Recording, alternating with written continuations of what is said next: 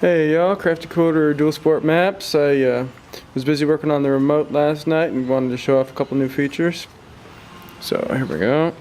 Turn on the bike. You power it up, turns on the app, and you have all your normal features that you're used to.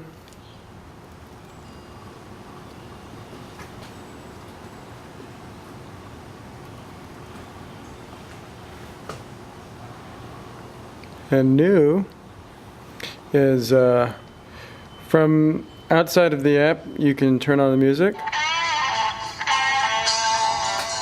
You can switch your tracks.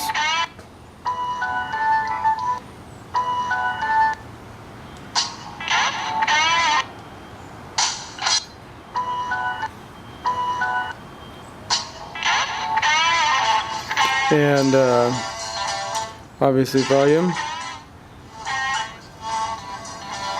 And if you want to start Dual Sport Maps again, you can long click on the button